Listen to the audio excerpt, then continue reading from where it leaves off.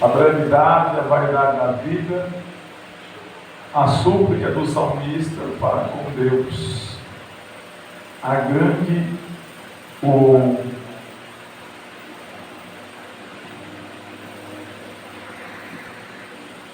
cuidado com as nossas palavras, né? A brevidade e a vaidade da vida, a súplica do salmista para com Deus. Versículo 1 do Salmo 39 diz assim: eu disse, guardarei os meus caminhos para não delinquir com a minha língua. Enfrearei a minha boca enquanto o ímpio estiver diante de mim. Com o silêncio fiquei como mudo, calava-me mesmo acerca do bem, mas a minha dor se agravou. Incendeu-se dentro de mim como um coração. Incendeu-se dentro de mim o meu coração. Enquanto eu meditava, se acendeu um fogo. Então falei com a minha língua, disse: faz-me conhecer, Senhor, o meu fim e a medida dos meus dias qual é, para que eu sinta quando sou frágil. Eis que fizeste os meus dias como a palma. O tempo da minha vida é como nada diante de ti. Na verdade, todo homem, por mais firme que esteja, é totalmente vaidade. Na verdade, todo homem anda como uma sombra. Na verdade, em vão se inquieta, amontoando riqueza e não sabe quem as levará. Vou ficar por aqui, queridos, para sempre. Louvado seja o nome santo do nosso Deus. O cuidado com as palavras é um tópico que esse salmo nos coloca. O outro tópico é a brevidade da vida do ser humano. O outro tópico, provavelmente nós podemos colocar aqui, o salmista colocou, que é a vaidade, né? Primeiro, cuidado com as palavras. O segundo, a brevidade da vida. E terceiro, a vaidade do homem, né? Nós poderíamos trabalhar esses três tópicos aqui nesse texto, do Salmo 39. Ele começa dizendo: eu disse, guardarei os meus caminhos, para não delinquir com a minha língua. Ele está falando que precisava guardar a sua boca. Ele precisava ter cuidado com as suas palavras, para não cometer nenhum tipo de delito. Delinquir. Delito vem de delito, vem de cometer erros, falhas criminosas. O salmista aqui, ele está nos alertando, ele está contando exatamente a sua vida, o seu estágio de vida, em que ele se encontra no momento, né? Mas isso nós poderíamos trazer para a nossa realidade. A palavra de Deus, ela é muito atual, irmãos. Ela é escrita 2000 anos atrás. A gente não sabe especificar exatamente as datas. Pesquisando a fundo a gente consegue, né, essas informações, mas ela é muito atual. Muitas vezes nós estamos lendo algo e parece que aquilo é o espelho da nossa vida. É aquilo que nós estamos vivendo, é aquilo que está acontecendo conosco agora. Eu não sei, eu não consigo precisar para os irmãos qual é o fato exato que o salmista está recitando aqui, ou ressaltando. Eu não sei exatamente qual foi o ocorrido da história da vida de Davi, que ele está aqui citando aqui no Salmo de número 39. Nós podemos dizer aos irmãos que o salmista Davi aqui está passando por um momento de dificuldade na sua vida. Isso aqui é após ele ter cometido um erro. E após ele ter cometido um pecado, uma falha muito grande, agora ele está sofrendo o peso. Ele está sofrendo o peso da mão de Deus sobre a vida dele. Ele está sofrendo o peso da mão de Deus sobre a vida dele. Ou seja, eu diria melhor, o peso do seu pecado sobre a sua vida.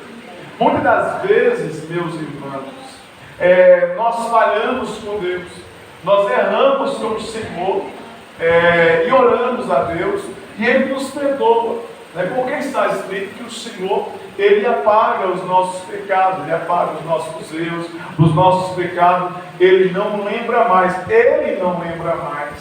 mas uma coisa é fato, nós pagamos um preço muito grande, porque o pecado ele comete estragos na vida das pessoas. O pecado ele comete uma bagunça muito grande na vida de uma pessoa. Um adultério, a prostituição, e tantas outras, uma mentira. O pecado ele provoca um estrago terrível em uma família, em um casamento, enfim. Então o salmista aqui está vivendo o peso do seu pecado, o peso do seu erro está caindo sobre ele, está vindo sobre ele, está machucando ele terrivelmente. Aí esses dias eu estava ministrando, essa semana mesmo ministrei sobre o Salmo 51, ministrei sobre o Salmo 51, pegamos algumas referências lá no livro de Samuel, e nós chegamos no pecado de Davi, que foi o adultério que ele cometeu com Batseba, e ali, posteriormente, ele já ligou uma coisa com a outra, eu preciso arrumar uma situação para poder fazer com que o marido dela morra. Ele cometeu também um homicídio, apesar que não foi ele exatamente que matou, mas ele colocou à frente um homem à frente de uma batalha, que ele sabia que naquele posto certamente ele morreria. Então ele colheu um peso muito grande do pecado que ele cometeu. A primeira coisa foi que o filho da Batseba morreu, morreu, não vingou o fruto, e depois os outros dois filhos também morreram, que eram guerreiros, homens experientes. A sua filha foi abusada pelo seu próprio irmão, meio-irmão, como a Bíblia ensina, dentro do palácio, dentro da sua própria casa. Então, queridos, o peso dos nossos erros, das nossas falhas, realmente eles vão estar evidentes nas nossas vidas. Mas nosso Deus é poderoso para perdoar os nossos pecados, perdoar as nossas falhas e nos assegurar uma eternidade diferente do que aquela que nós, vivendo ainda no pecado, teríamos.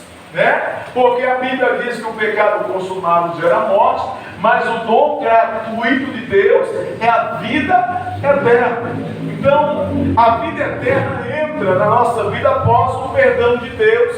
Nós, reconhecendo o pecado, reconhecendo o erro, reconhecendo a falha, perdão de Deus, a vida eterna, o dom gratuito de Deus, que foi garantido para nós na cruz do Calvário, entra em evidência das nossas vidas, nos garantindo uma eternidade de paz e não uma eternidade de sofrimento, como é o homem que permanece no erro, que permanece na falha. Então eu disse: guardarei os meus caminhos, para não delinquir, para não cometer delito.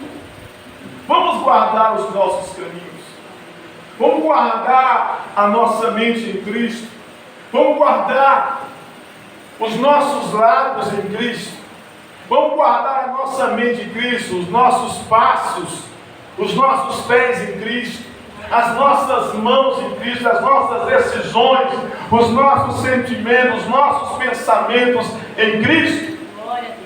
Vamos guardar para nós não delinquirmos, para nós não andarmos em pecado, para nós não andarmos em delito, para nós não andarmos em falhas, para nós não andarmos em erros, para que naquele grande dia, quando nós estivermos diante dele, ele dizer para nós: vinde benditos de meu Pai, possuí por herança aquilo que eu preparei para vós desde a fundação do mundo.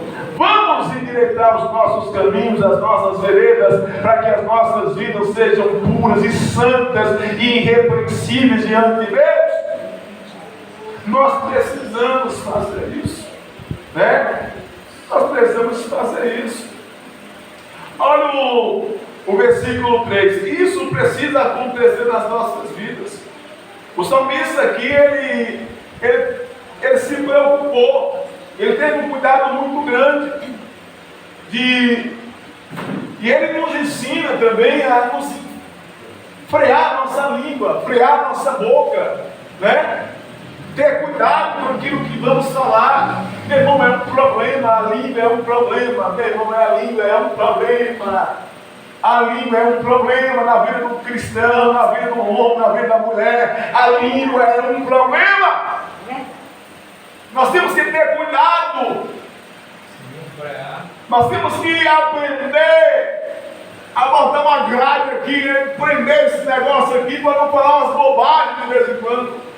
Não delinquirmos, não cometer delitos, porque a língua pode colocar alguém em maus lençóis.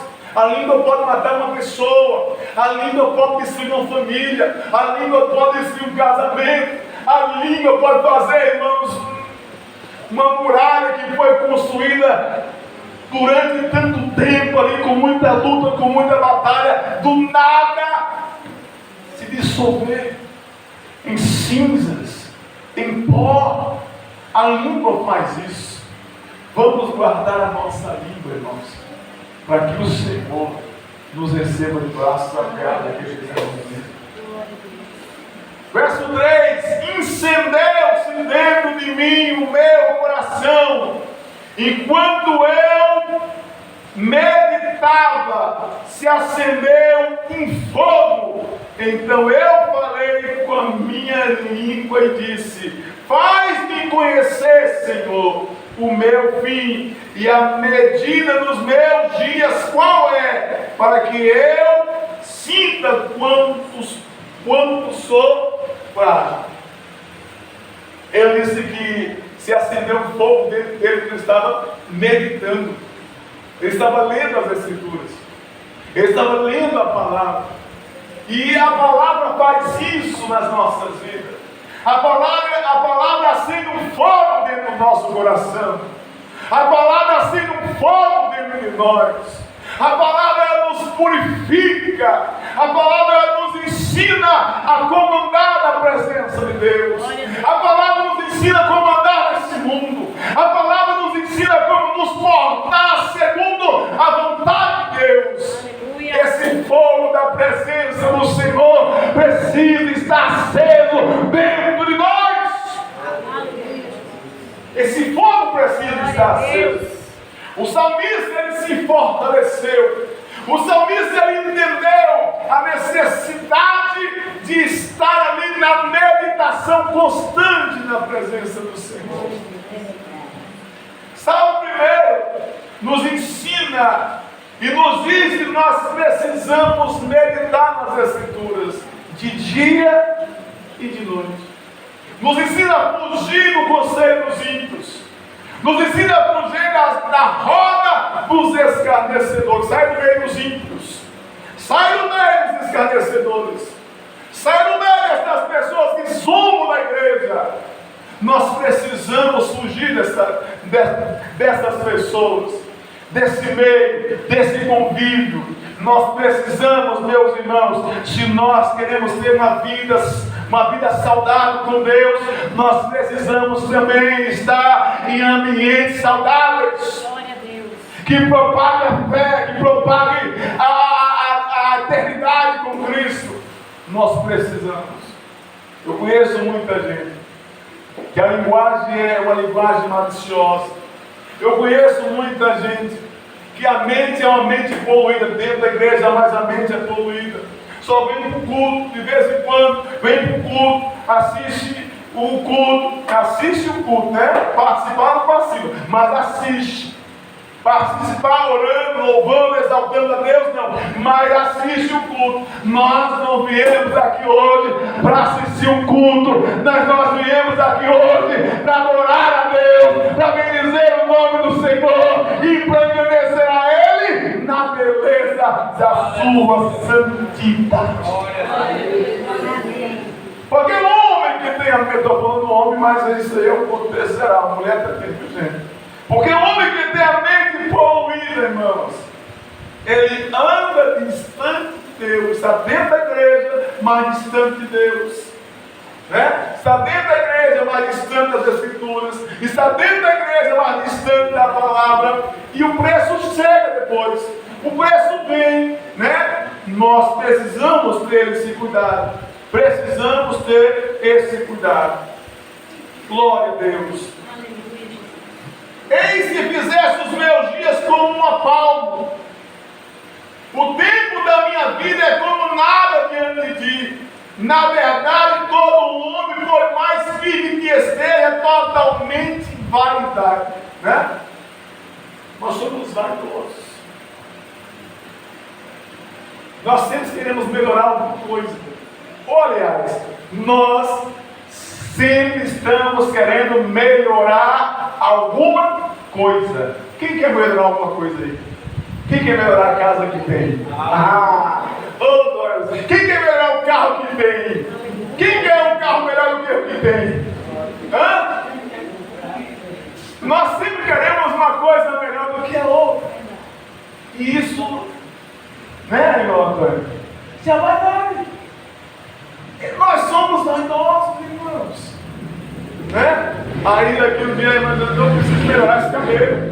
Esse cabelo não está tão bom, preciso melhorar, eu preciso fazer alguma coisa. Isso é vaidade, homem. O ser humano, melhor dizendo, o homem é assim, irmãos. Mas nós somos frágeis. Nós somos frágeis, como diz o salmista. Nós somos muito frágeis. Tudo passa, irmãos. Tudo passa. E passa rapidamente. A nossa vida, irmãos, é como um livro pequeno. Sabe aquele livro com poucas páginas? É a sua vida. Aquele livro com poucas páginas é a sua vida. Ah, pastor, minha vida tem que ser aquele livro com 1.500 páginas. Não é. Os nossos dias é como um corpo de gelo. Os nossos dias é como a sombra que se passa rapidamente. Não é, irmã? É ou não é, irmã, assim? Os nossos dias é desse jeito. É como um conto de gelo. Aí eu quero dizer para você uma coisa. Aproveite que você está vivo e adore a Deus. Glória a Deus, aleluia. Aproveite que está vivo, conserte os seus erros e aplique os seus caminhos na presença de Deus. Você não é eterno. Hoje mesmo morreu um rapaz em Bom Sucesso. Estava novo ainda. A mulher com uma série de problemas, tratando, correndo, ele ajudando ela a cuidar dos problemas que ela tinha de saúde. De repente morreu. O infarto foi de infarto. Estava novo. A nossa vida, irmãos, é como um livro em poucas páginas. É como um conto ligeiro. Sabe aqueles livros que a mamãe ensina para a criança ali quando ela vai dormir? Aquela historinha pequena? É a nossa vida. É a nossa vida. Passa rapidamente. Né? Já viu a sombra do sol, como é que é? Aí, meio-dia está aqui a sombra, aqui, ó. No meio. Vai passando a tarde, a sombra vai caindo, caindo, caindo. Daqui a pouco o sol vai embora e acabou-se a sombra. É a nossa vida, são os nossos dias. Jovens, daqui a pouco vocês estão velhos. Velhos, Daqui a pouco vocês estão com o Senhor. Os nossos dias são desse jeito. Nós precisamos cuidar das nossas vidas com Deus. A nossa aliança com Deus precisa estar firme, precisa estar ajustada. Hoje é culto de Santa Ceia. Eu preciso fazer com que vocês meditem na eternidade. Eu preciso fazer com que vocês meditem no céu. E isso é necessário. Pastor, isso é forte demais, é pesado para pregar na igreja. Meus irmãos, eu quero pregar a verdade para vocês, como a Bíblia ensina, para que vocês não sejam enganados, eu não quero pregar aqui fantasia para vocês, para deixar vocês em êxtase, né? Em estado de êxtase. Aí depois termina o culto, vocês vão embora e nada do que eu preguei aqui vai ser útil na vida de vocês. Então medita, porque os nossos dias passam rapidamente. Outra coisa que eu quero chamar a atenção aqui, versículo 6, na verdade todo homem anda como uma sombra. Na verdade, em vão se inquietam, amontoando riquezas e não sabem quem as levará. Até esse dia eu brincando com o meu sogro, até o Zinho lembra, né, a herança do sogro, da sogra. Aquele que não plantou nada, aquele que não colocou uma palha no palheiro, aquele que não colocou uma telha em cima de uma casa. Meu irmão, Nilton, não é verdade? Até o Zinho era, Nilton. Até o Zinho que não é parente herda. Até a nora que não é parente herda. Nós ficamos aqui lutando, brigando, né? Acordando cedo, dormindo tarde, comendo pão de dores, com sacrifício, com sofrimento. Não damos muitas vezes atenção para a família, para a esposa, para o filho, para os netos. Não aproveitamos os dias que nós temos aqui na face da terra. Aí de repente, a sombra passou. O conto finalizou. Chegou no fim. Acabou-se. E aí eu conheço um ditado que as pessoas sempre usam. Que no dia do funeral não vai após a urna funerária, não vai o caminhão de mudança. Não dá para carregar a casa, não dá para levar o carro, não dá para levar as joias, não dá para levar o dinheiro, não dá, irmãos. Não dá para levar a amante, né? O cara trabalha a vida inteira para tirar o dinheiro da família e dar para a amante. Não dá para levar.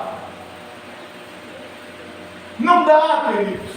Então nós precisamos endireitar os nossos caminhos, endireitar as nossas veredas. Aleluia, glória a Deus. Nosso coração precisa arder na presença do Senhor. Glória a Deus. Nosso coração precisa queimar na presença do Senhor.